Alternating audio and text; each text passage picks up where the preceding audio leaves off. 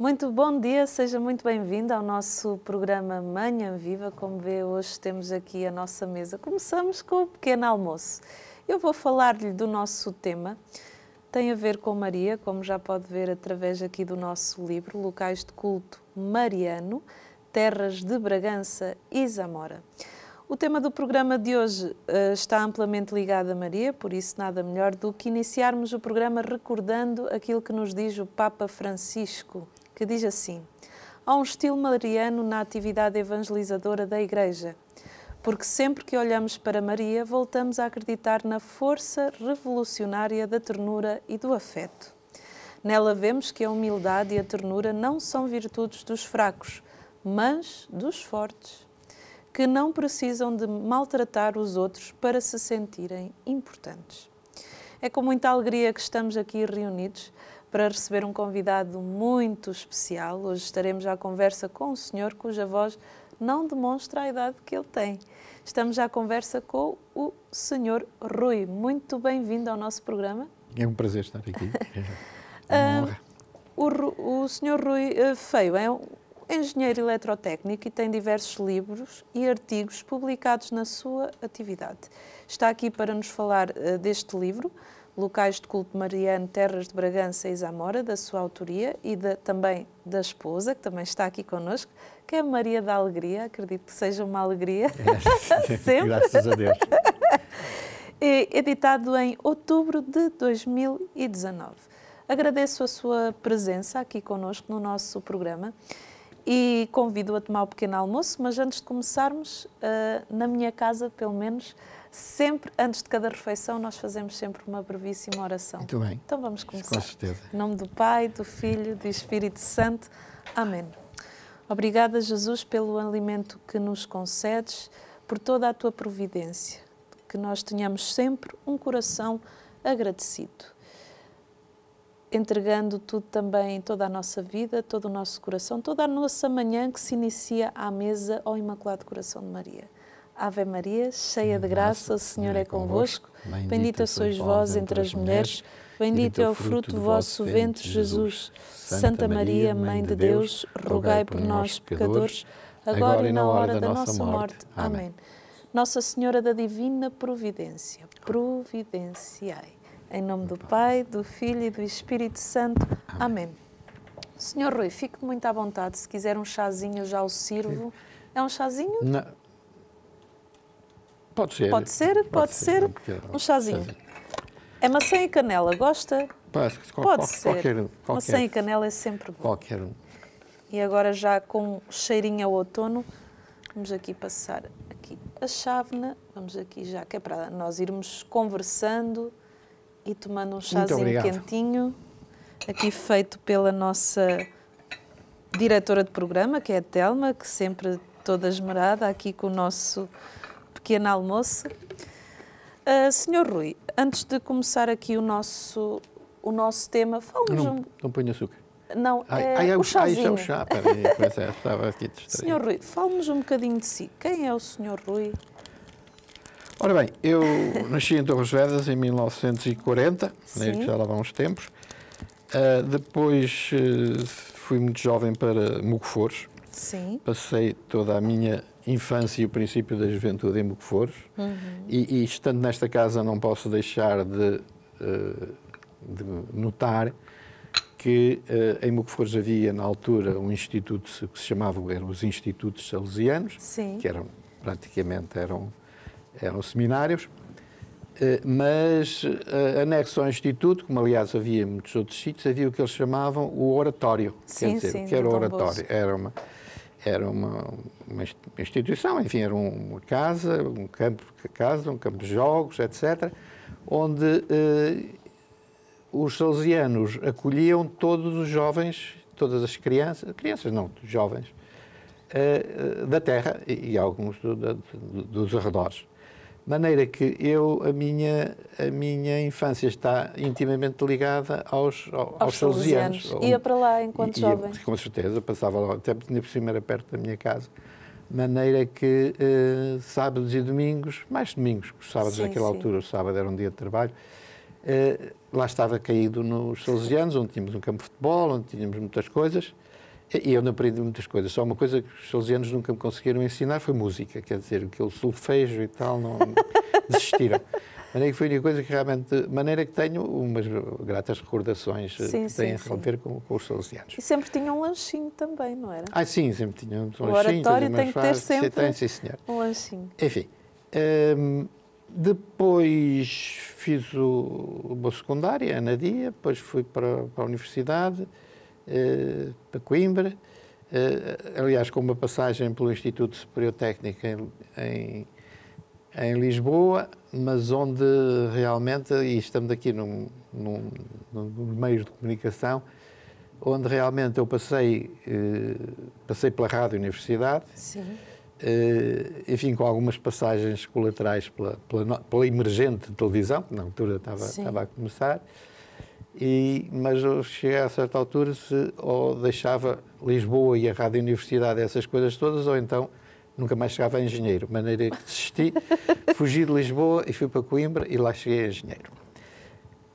Pronto, entretanto casámos-nos, passámos uns tempos em Paris, como bolseiros, depois viemos para Coimbra novamente e depois acabámos de vir para o Porto, onde foi mais ou menos a minha mulher que me puxou mais para o Porto.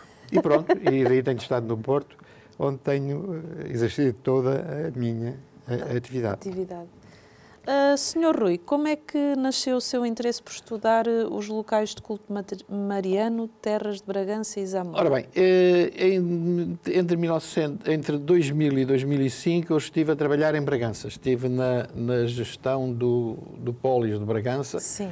Projeto Polis, de maneira que tinha algum tempo livre. Eu sempre tive um fascínio pelos altos, quer dizer, pelas alturas, pelos cumes dos altos, onde normalmente há as ermidas. Sim. Não é? De maneira que, porque eu também sou radioamador, além dessas outras coisas, e então sempre tive um certo fascínio pelos altos, bons sítios para a gente fazer comunicações. De maneira que comecei a pensar. E depois, em Bragança, havia muito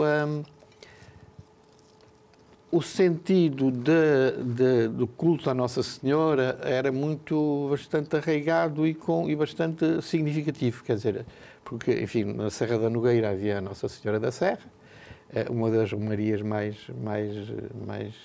notáveis de Portugal. E pronto, daí comecei a ver outra, depois cheguei à conclusão que não fazia sentido falar de Bragança sem falar de Zamora. Sim. Porque realmente o culto é transfronteiriço, não é? De maneira que, principalmente naqueles locais mais próximos da fronteira, os de Bragança vão a Zamora, os de Zamora vêm a Bragança, de maneira que foi por isso que eu associei Bragança e Zamora. Sim. Qual o papel da sua esposa? A minha esposa, principalmente depois de eu ter deixado Bragança, continuei a fazer a minha investigação e é claro que ela sempre me acompanhou, como me acompanha normalmente em todos os sítios, e foi dando-me uma ajuda, não só na gestão, na geração do livro, do texto, mas dava-me uma ajuda também tirando algumas fotografias, eu tirava umas, ela tirava outras. E pronto, de maneira que foi um bocado um trabalho a dois. Normalmente estas coisas acontecem. É verdade.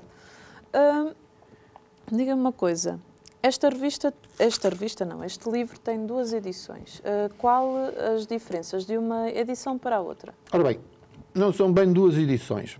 Eu não considero 2 edições. De facto, eu, enquanto estive em Bragança, fiz o primeiro texto, e que foi publicado pela Câmara Municipal, que na altura era presidente do engenheiro Jorge Nunes, que se prontificou a publicar-me o livro, e pronto, o livro saiu, foi publicado em 2012 exatamente, ou 2014, já não estou certo. E então, só que primeiro o livro esgotou-se rapidamente, a edição foi pequena, e eu depois cheguei à conclusão que não havia, quer dizer, muitos, o número, eu tinha normalmente 70 locais, tinha identificado 70 locais. Só que mas comecei a ver que havia muitos mais do que aqueles 70 que eu tinha identificado, não é? De maneira que meti pernas ao caminho e fomos vendo mais outros locais. E eu penso que neste momento, ou melhor, depois de terminar este livro, fiquei com 178 locais, de um lado e do outro da fronteira, e eu penso que posso dizer com uma certa segurança que não haverá mais de 10% que eu não tenha visto, porque realmente fui procurando tudo.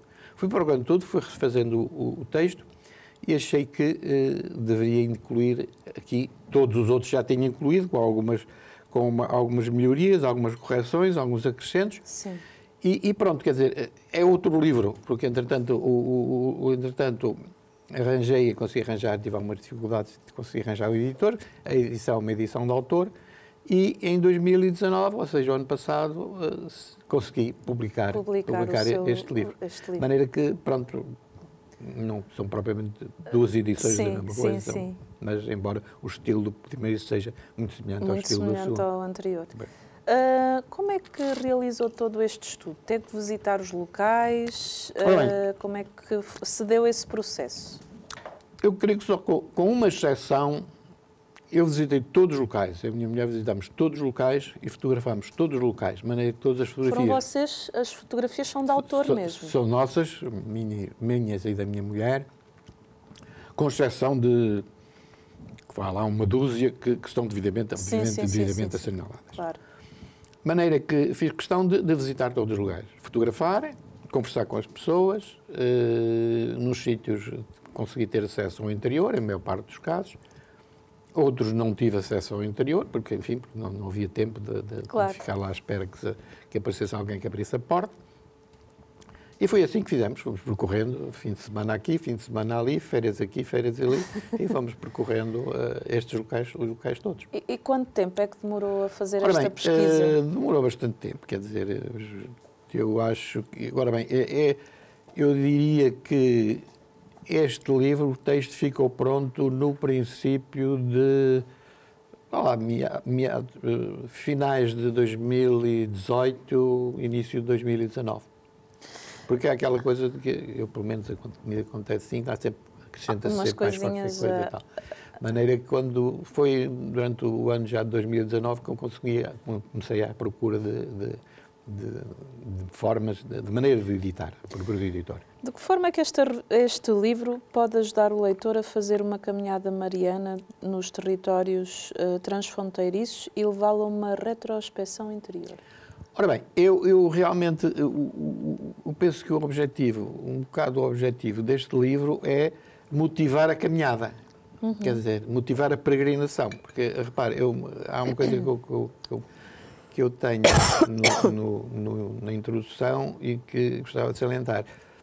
Eu não sei nada de história, não sei nada de história de arte, não sei nada de arte. Eu fiz este percurso todo como um peregrino, com espírito de peregrino.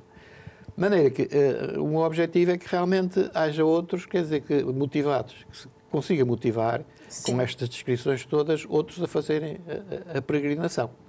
E, independentemente do valor, digamos assim, documental do livro, que eu não quis deixar de realçar, claro, para que realmente quem leia ganhe alguma coisa, ganhe algum conhecimento, mas efetivamente isto é um livro de um peregrino. Então, à medida que foram fazendo esta investigação, esta pesquisa, não foi só uma investigação e pesquisa, foi também um caminho feito com espiritualmente, visto que foi um impossível não sentir alguma espiritualidade, sim, principalmente para quem é crente e para quem realmente constata os testemunhos realmente que nós constatamos, que realmente são muito interessantes. Então nós podemos dizer que este livro é um roteiro do peregrino? Sim, só não é um roteiro na perspectiva técnica. Sim. Não é roteiro. Mas, por exemplo, eu escrevi um sobre a Ilha do Pico e aí chamei-lhe roteiro porque era mesmo um roteiro à volta da ilha. Sim. Aqui não fazia sentido, com tantos locais não Claro. fazia sentido um roteiro. Mas pode ser a base para fazer quantos roteiros quiserem. Sim. O que mais vos impressionou ao longo desta pesquisa? Ora bem, eu penso que o que mais impressiona é, para já, a riqueza e a diversidade do património existente, Sim. porque realmente é qualquer coisa que... Eu estou convencido que as pessoas que não andaram metidas nestas coisas não têm ideia realmente da riqueza do património que existe, mais ou menos cuidado, mais ou menos não cuidado. E também me impressiona, em muitos sítios, na maior parte dos sítios, o sentido de posse realmente das populações. Quer dizer, o povo não vê o santuário como coisa que é da igreja ou como coisa que é da congregação, da confraria, etc. Sim. Aquilo é deles. Quer dizer, eles sentem aquilo, sentem a necessidade de cuidar, sentem a necessidade de valorizar, sentem a necessidade de estar presentes. É a casa deles. É a casa deles. No fundo, é esse sentimento. É esse sentimento. É claro que este sentimento poderá não ser tão evidente naqueles sítios que realmente estão muito abandonados. Claro, porque realmente todo o interior, como é sabido, está muito abandonado. Aliás, há sítios onde há um santuário, mas não há 4 pessoas não há 4 pessoas para pegar no andor, não é? Pois. Maneira que, mas está, do modo geral, as pessoas sentem isso como seu. E realmente o que acontece, o fenómeno que se verifica é que há sítios onde realmente praticamente não há povoação, mas no verão aparecem os imigrantes e faz-se a festa, e faz-se uma grande festa como se fazia antes. Antigamente. Passaram por vários locais, 78 locais. Onde é que começaram e onde é que terminaram? Isso não sou capaz de dizer. Não sou capaz de dizer porquê. Porque comecei em Bragança, comecei a andar às voltas de Bragança, saí ao fim do dia, ia dar uma volta. E depois, pronto, conforme as circunstâncias, íamos passar um fim de semana aqui, outro fim de semana ali, e aproveitávamos para fazer o levantamento e fazer o estudo dos locais. E ao mesmo com peregrinos abandonados? Exatamente, sim. Tínhamos com o objetivo de peregrinar e de conhecer todos os locais. Contactaram com muitas pessoas e conheceram muitas pessoas? Sim, conhecemos muita gente, vários contactos, desde das pessoas a que se chegava a um local e eu perguntava quem é que tem a chave da ermida. Olha, é aquele senhor ali assim, que mora ali ao lado do Tasco, e lá ia-se, normalmente, quer dizer, contam-se pelos dedos de uma mão os locais onde não fomos recebidos com muita cordialidade, e pronto, e lá víamos, conversámos com as pessoas, quando é que se faz a festa, quando é que não se faz a festa, como é a festa, e pronto, e foi assim que fomos recolhendo informações. Depois houve também pessoas, párocos, investigadores, outras pessoas que nos deram ajuda, por exemplo, em Zamora mas não só em Zamora, mas em Zamora tive a colaboração, o acolhimento de pessoas lá do arquivo, como é que eles se chamam, do arquivo episcopal, do episcopado. E pronto, e por todo o lado, párocos, investigadores, enfim, deram sempre a ajuda. Era uma lista muito grande de realmente pessoas que me fizeram essa ajuda. Depois deste caminho, desta peregrinação que foi fazendo, juntamente com a sua esposa, sente-se um homem mais rico? Sim, com certeza. Quer dizer, mas culturalmente, espiritualmente, quer dizer, aprendi muita coisa, tenho muitas lições, de maneira que, não tenho dúvida. O que foi mais forte para si nesta caminhada? Não sei, talvez Não, o mais forte para mim talvez foi a consciência do valor e da diversidade do património existente ligado ao culto mariano. Sim. Realmente é o que é mais marcante. Pois não imaginava que era assim tão Não imaginava. Tão vasto, eu não imaginava e as pessoas... E as pessoas hoje também não imaginam. Mesmo os católicos, os crentes que frequentam a igreja não imaginam. Quer dizer, não imaginam, porque realmente enfim, eu tentei, não muito bem, mas tentei demonstrar e dar um testemunho realmente desse património, desse valor, mas, enfim, quer dizer, é realmente muito, muito grande. Quantas páginas tem o livro? 300 e tal.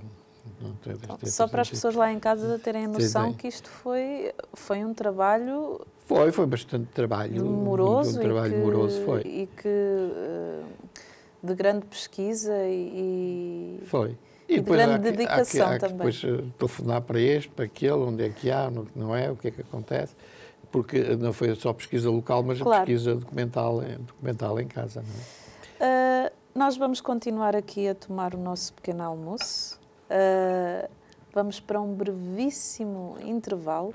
Vamos ali depois conversar com a esposa ali na nossa salinha. Vamos para um brevíssimo intervalo e já voltamos. Até já.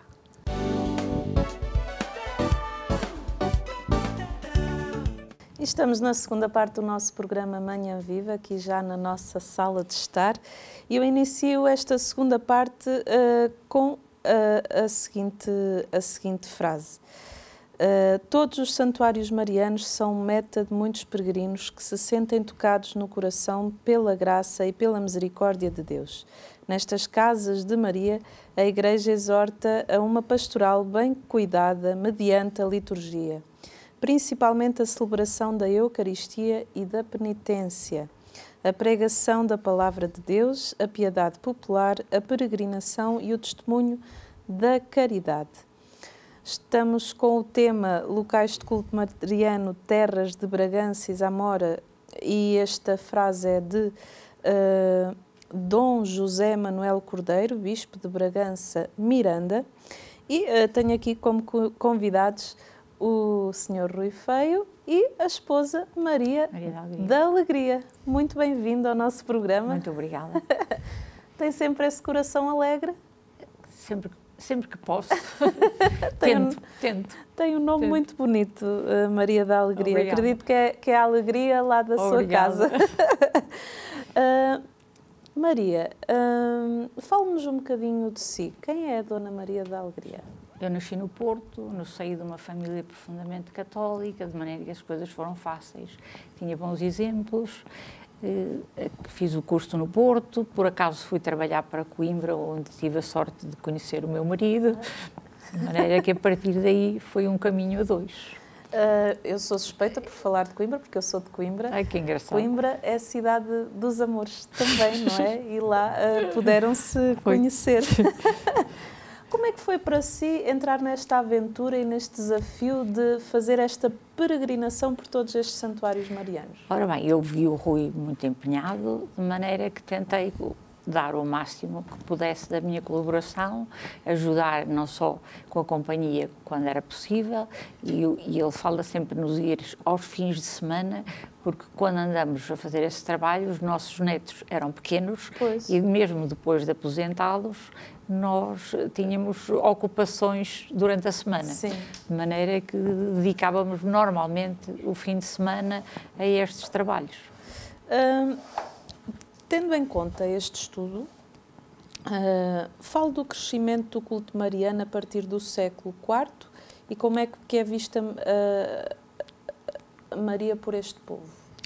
Ora bem, o culto mariano, sim, oficialmente começou no século IV, quando se fez a primeira representação de Maria, mas daí foi incrementando por toda a Europa, pelo menos. E em Portugal era anterior à fundação de Portugal, mas o nosso primeiro rei, Dom Afonso Henriques, era um devoto de Nossa Senhora. Aliás, a sua mãe e o pai também já eram. E há até um milagre curioso que deu origem a uma lenda, ou uma lenda que deu origem, ou uma lenda que inclui esse milagre, que foi que ele nasceu atrofiado das pernas. Sim. E então o Egas Muniz um dia teve uma aparição, um sonho, em que Nossa Senhora lhe diz: olha, vai até tal sítio, has de encontrar lá uma imagem escondida de Nossa Senhora, faz uma capela na imagem, que ele depois o Dom Afonso Henriques há de ficar curado. E então lá assim foi, e assim nasceu o santuário de Santa Maria de Cárcer, e o Egas Muniz pôs o menino lá em cima do altar nos tempos, e o que é certo é que o Dom Afonso Henriques ficou com aquela pedalada toda que nós lhe conhecemos. Pronto, daí em diante, pronto, todos os reis mais ou menos foram devotos de Nossa Senhora, inclusivamente, como é que se chama o rei, da minha história, o rei que pôs a coroa em Nossa Senhora da Conceição em Vila Viçosa, Dom João IV, que coroou a Nossa Senhora como Rainha de Portugal. Em Vila Viçosa. Sim, sim. E depois vamos até Fátima, e enfim, tem sido realmente Portugal, é realmente o país mariano. Não é só Portugal, vamos à França, vamos a Espanha, vamos à Alemanha, vamos para toda essa Europa. Maria está presente. E Maria está presente e de uma maneira bastante significativa. Algo que nos despertou a atenção: quando falam de cada local, disponibilizam as coordenadas de GPS, a altitude e a carta topográfica, o que achamos muito curioso. A que se deve tal precisão? Ora bem, é necessário, quando realmente se o nosso objetivo é que as pessoas façam o caminho, há que dar-lhes esses elementos que hoje em dia não vale a pena falar num sítio qualquer sem dizer quais são as coordenadas topográficas. Vocês perderam-se alguma vez? Sim, perdemos muitas vezes. Principalmente quando usávamos mais o GPS, quer dizer, porque eu sou do tempo das cartas, em que sabia usar as cartas militares, as cartas de 25.000, que hoje em dia já estão em desuso. Eu penso que se escrever mais alguma coisa já não ponho o número da carta topográfica, porque já ninguém usa as cartas, tem as cartas no telemóvel. Mas realmente os coordenadas acho que hoje em dia é absolutamente indispensável. De todos os locais que ambos visitaram, quais foram aqueles que mais vos marcaram? A mim, mais, se calhar, Santa Maria de Azinhoso. E também um bocadinho porque está ligado a Dom Nuno Álvares Pereira e a Dom João I. Sim. E, portanto, é uma igreja, porque não é bem uma capela, muito austera, ainda com muitas características da traça original, e talvez tenha sido essa que mais me impressionou. Sim, também foi? Sim, essa é realmente uma. Eu achei também muito interessante, muito valiosa, a Nossa Virgem de la Iniesta, que é uns quilómetros a norte de Zamora, que é uma igreja medieval muito bonita, um valor arquitetónico muito bonito, muitas esculturas, e também tem uma história interessante, uma lenda interessante. E cá em Portugal também há outros, quer dizer, quando se diz que o mais me impressionou, há que ver ou do ponto de vista arquitetónico, ou do ponto de vista histórico, ou do ponto de vista de atividade. Sim. Eu penso que, deste ponto de vista de atividade, convém dizer, digamos assim, de pastoral, é o santuário de Cerejais, do nosso Sagrado Coração de Maria em Cerejais. Sim. Porque realmente é recente. Foi o padre José Ochoa, mas não sei que era José Ochoa, que surgiu de uma maneira interessante, já depois de existir a Fátima, o Santuário de Fátima, mas é claro, as pessoas não tinham posses para vir a Fátima, de maneira que ele decidiu, com as pessoas lá da terra, criar um santuário lá. Quer dizer, se as pessoas não podem vir a Fátima, vem Fátima aqui aos Cerejais. E o que acontece é que neste momento aqui era um centro de espiritualidade uma atividade bastante vasta, quer dizer, além da capela, depois tem uma zona onde tem uma representação das aparições de Fátima, com os pastorinhos, depois por outro lado tem o Calvário, depois tem uma via sacra, e agora tem centros de dia, tem creche, tem essas coisas todas, de maneira que realmente é uma atividade. Esse é o que impressiona talvez mais pela atividade pastoral. E há aqueles, quer dizer, realmente há muita coisa. Por exemplo, esta Santa Maria das Senhoras é realmente um local interessante. Quais os maiores desafios que encontraram nesta peregrinação que foram fazendo? O desafio foi percorrer os locais todos e conseguir arranjar, escrever alguma coisa sobre cada um dos locais. Sim. Esse é que foi o grande desafio. Digam-me, de todos os locais que visitaram, é feita uma caracterização e também é feita uma escolha. Como é que realizaram toda essa caracterização, essa escolha?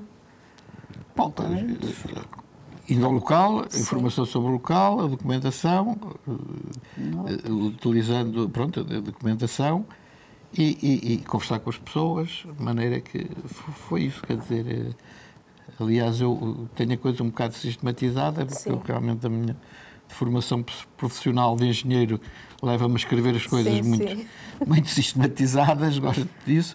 E pronto, por isso separa a lenda da história, do culto, essas coisas todas, que é importante, a informação é importante para as pessoas. As pessoas têm tido muita procura? Sim, tem bastante procura. E a reação das pessoas? Já tiveram assim algum feedback? Tivemos alguns feedbacks, já algumas pessoas apontam certas insuficiências, porque toda a obra tem insuficiência, que eu tenho registado, embora não pense fazer mais alterações. Não é só alterações, a fazer mais grandes obras destas. Sim. Mas, enfim, continuo a estudar e continuo a investigar e continuo a juntar elementos para fazer qualquer coisa. Não sei o que ainda. Acredito que está aí uma grande riqueza e também uma riqueza fruto da vossa peregrinação, da vossa dedicação e desse amor a Maria também. Exatamente. Eu acho que sobre tudo isso. Isso é o mais importante. Exatamente. Não é? É, sim, senhor. Ficaram impressionados com os diversos títulos que Nossa Senhora tem? E que foram encontrando? Algum que não conheciam? Eu não conhecia, já a maior parte deles não conhecíamos, porque realmente as invocações da Nossa Senhora são, além daquelas tradicionais, Nossa Senhora da Assunção, Nossa Senhora da Conceição, Nossa Senhora das Dores, Nossa Senhora, enfim, todas essas, há depois aquelas invocações locais, relacionadas com locais, ou relacionadas até às vezes com a lenda, de maneira que é uma vastidão muito grande, quer dizer, realmente, pronto, e só quem anda no terreno é que os conhece, quer dizer, porque agora se sairmos de Bragança e Zamora e formos para o resto do país, ou se formos para a Galiza, ou formos para si, onde também já temos andado, há muita coisa de novo. Sim. Outras lendas que tenham tido conhecimento para além dessa de Dom Afonso Henriques? Há várias, quer dizer, acho muito interessada a lenda, por exemplo, olha, a lenda de Nossa Senhora de Balsemão. Porquê é que veio o nome de Balsemão? Porque que reza a lenda que os habitantes lá da terra foram lá provocados pelos árabes, no tempo do domínio dos árabes, e tentaram revoltar-se, e é claro que os árabes eram muitos, e iam dando-lhes pancada. Só que todas as noites aparecia uma senhora que ia tratar os enfermos com um bálsamo que trazia. Sim. De maneira que era Nossa Senhora, que chegaram à conclusão que era Nossa Senhora, trazia o bálsamo na mão para cuidar dos feridos, e acabaram por correr com os árabes lá para fora. Olha que interessante. Por muito pouco correto, politicamente correto que seja, não é? De maneira que correram com os árabes e pronto, é um caso típico de uma lenda em que o nome a invocação é fruto da lenda de Bálsamo na mão.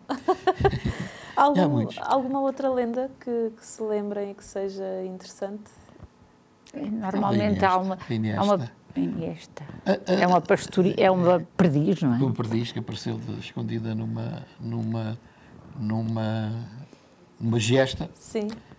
E depois o rei não sei quantos, quer dizer, enfim, me digo que sou pouco histórico, sou fraco em história, mas escrevi isso. Está descrito. Porque eu, como não sou forte em história, tenho cuidado de verificar muito bem aquilo que escrevo, de maneira que para não ser as neiras, não é? Sim, sim. De maneira que lá está, e eu andava na caça e fui atrás da perdiz, e a perdiz escondeu-se, e quando ele foi para apanhar a perdiz, encontrou uma imagem de Nossa Senhora. De maneira que lá trouxe a Nossa Senhora, lá construiu aquela igreja enorme, monumental. Aliás, a representação da Nossa Senhora tem uma perdiz aos pés, de maneira que, pronto, isto, em todos os sítios há realmente... Há muitas lendas. É impressionante. Embora muitas lendas tenham um traço comum, sim, que é a pastora que anda a pastorear e encontra a Nossa Senhora. Sim. Isso também é um pouco fruto daquela cena antes da libertação, da reconquista da Península.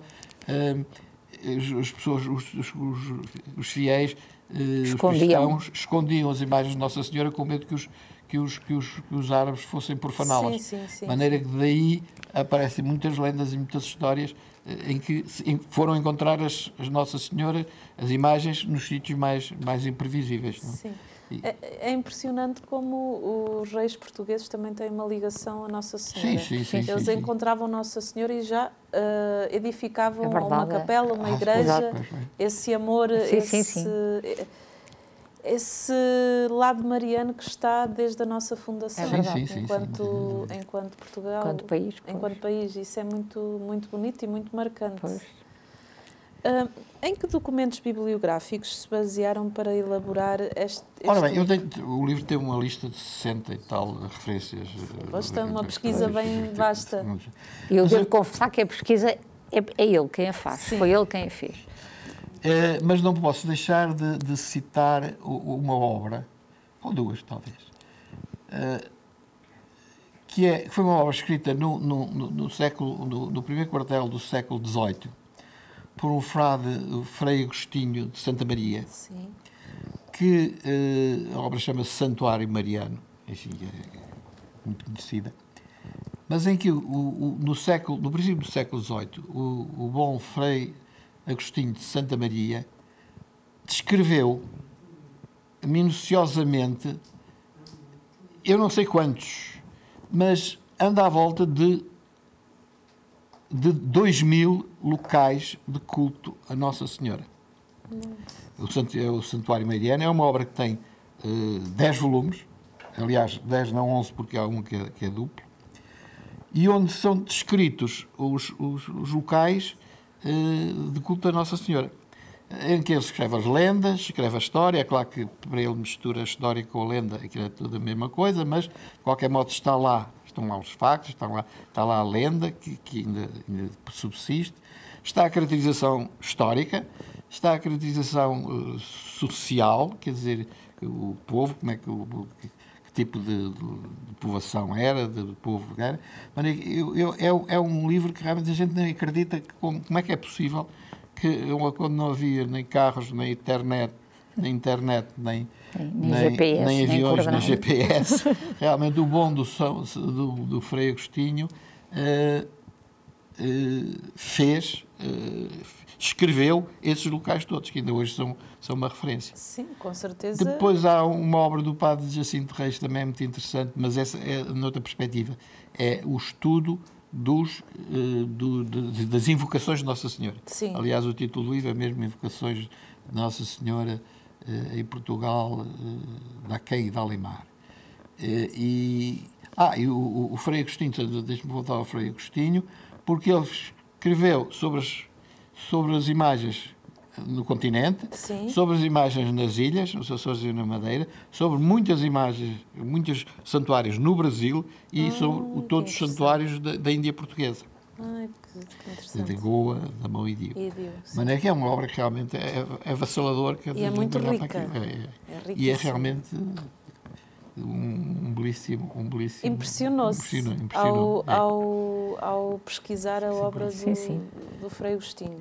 Já agora, se me permite, eu queria meter um testemunho que para mim deixou-me, a nós os dois deixou-nos realmente muito sensibilizados. Havendo todos estes santuários, sim, nós um dia destes, enfim, mês passado, fomos até ao Minho, Valença, e íamos para visitar o santuário da Nossa Senhora do Monte Faro, que é um dos locais da Romaria do Alto Minho. E pelo caminho passámos por uma povoação onde vimos uma capela pequenina, nova, recente. Sim.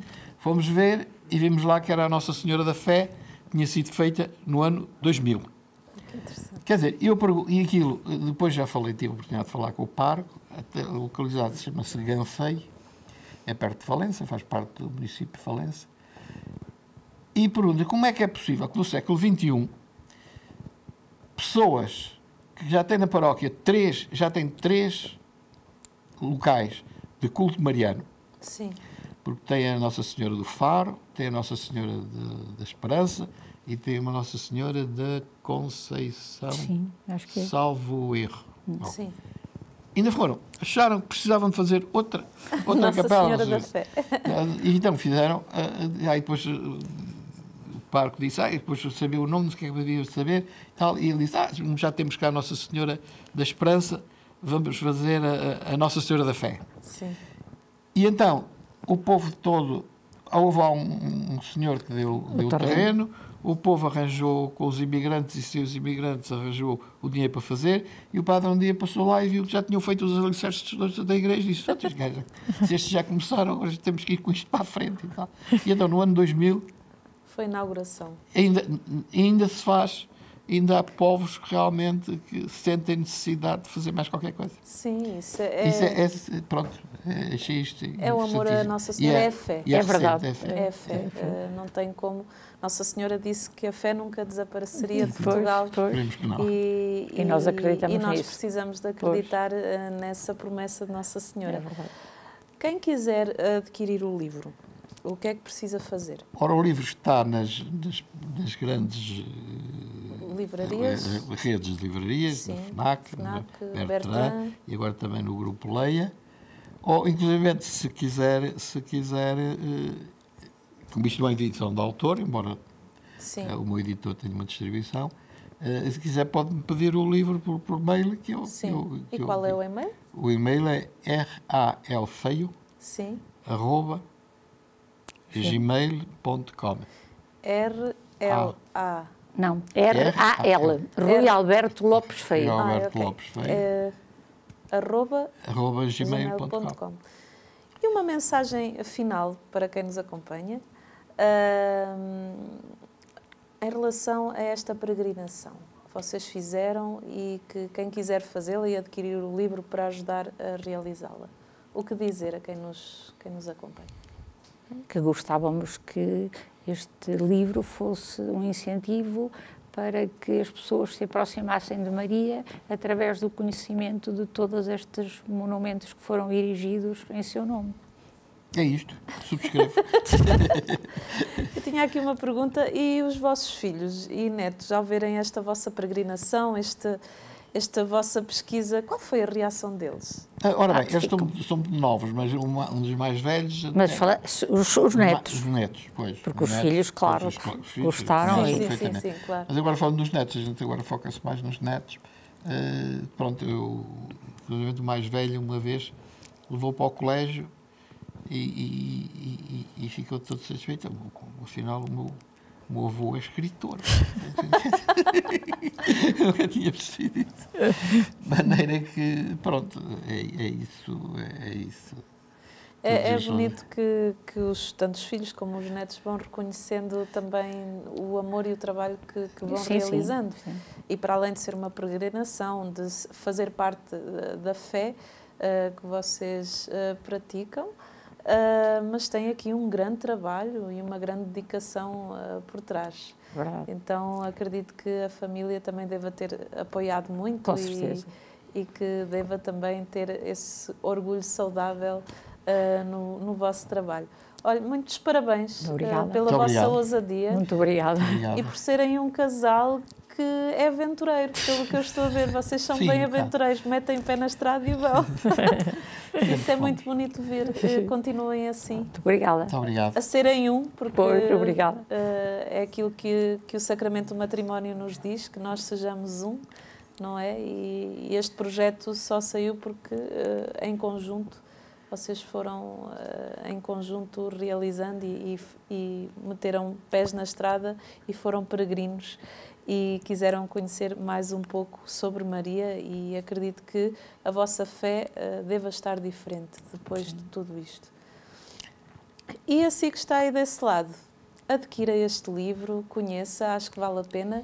Eu já estive a folhear e tem coisas muito, muito interessantes. Isto aqui é só um pedacinho daquilo que está ali, não é? Adquira e, por que não, fazer esta peregrinação aos fins de semana, nas férias, como aqui sugeriram este casal. E assim nos despedimos, até ao próximo programa, se Deus quiser. Muito obrigada pela vossa presença. Muito obrigada a nós também. Colaborar com a Canção Nova. E continuo com a nossa programação. Até ao próximo programa, se Deus quiser.